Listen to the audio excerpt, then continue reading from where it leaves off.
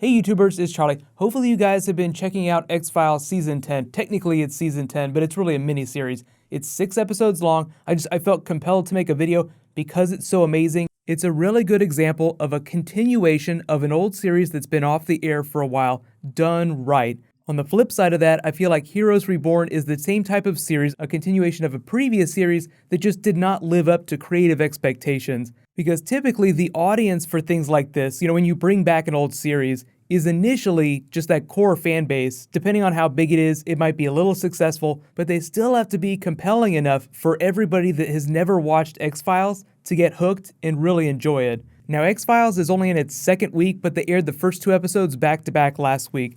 It crushed. I think just in the US alone, it was like 20 million people watched it. So yeah, it's doing really well. And really, it doesn't even get good till episode 3. If you're judging the series against itself, X-Files episode versus X-Files episode, episode 1 of the new series is terrible. Episode 2 gets a little bit closer to the mark.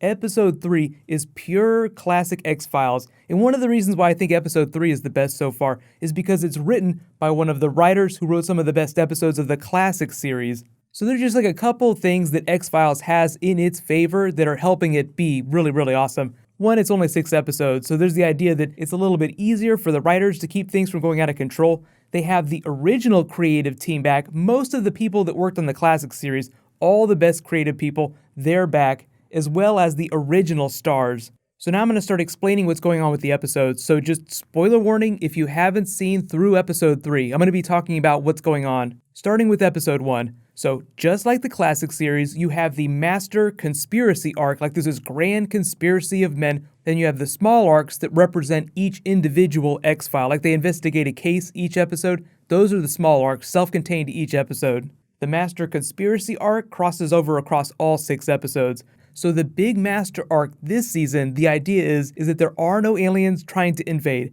The X-Files themselves are a tool meant to distract people of authority like Mulder, people in positions of authority, from the true conspiracy of a cabal of men using alien technology to take over the Earth. So like the idea of the classic series is that you have Smoking Man and his cabal of people that are collaborating with aliens to get Earth ready for them to take it over. But at the beginning of the new series, they present it as being a conspiracy within a conspiracy. So the conspiracy of the original series, aliens getting ready to invade, is actually fake. Aliens still exist, but the way this cabal of people got alien technology in the first place is that aliens saw that Earth was getting ready to tear itself apart, and they tried to come and help. The Roswell incident happened. Men assassinated the alien, took his ship, and then started developing all their technology to take over the Earth. So now, for instance, the idea is that when people get abducted by aliens, it's actually them getting abducted by this cabal of people using ships made based on alien technology so that it looks like they're getting abducted by aliens. People believe that conspiracy when really it's just a bunch of men trying to take over the Earth. So that's why you hear Mulder saying, the X-Files are bogus, they were meant to completely mislead us. At the beginning of episode 3, he's talking about that. See, all these things could be explained as fraternity pranks, stupid people doing stupid things. But then the brilliance of episode 3 is that it shows him that some of those things are probably real. He witnesses the man at the end turn into a lizard and then skip off into the forest like it's no big deal. So between episodes 1 and 3, he's done a complete 360-degree turn around the crazy track.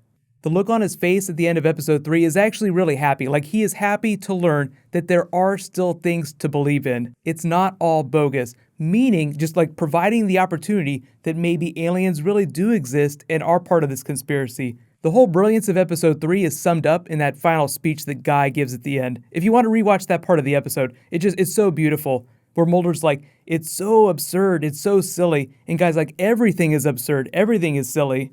Moving into minor details that I know all of you are wondering about.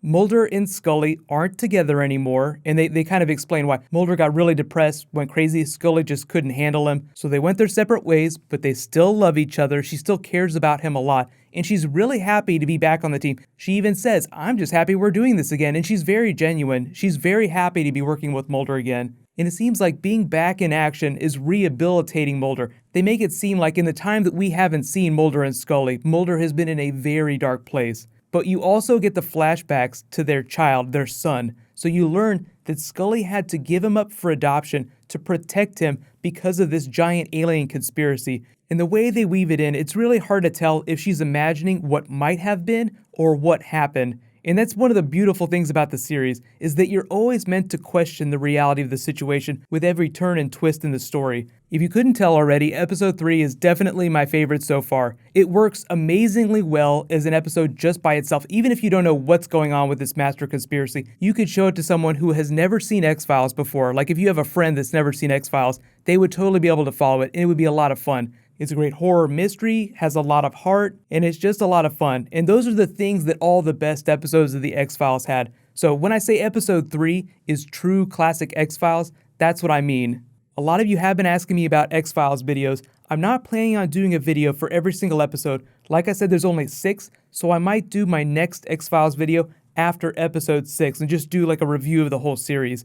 But it's a lot of fun. You should definitely check it out. It's definitely my favorite Monday show right now. But let me know what you guys think of it so far, and what's your favorite moment since its comeback. As you guys might have guessed from my computer monitor, Scully, like the fake sex scene, like that turned into this weird porno story that was completely false. Funniest, best moment ever. So while you guys wait for my next video to post, you can click here for the Captain America Civil War video that I just posted, and you can click here for all my Batman v Superman videos. Thank you so much for watching, everybody. Let's high five. I'll see you guys tonight.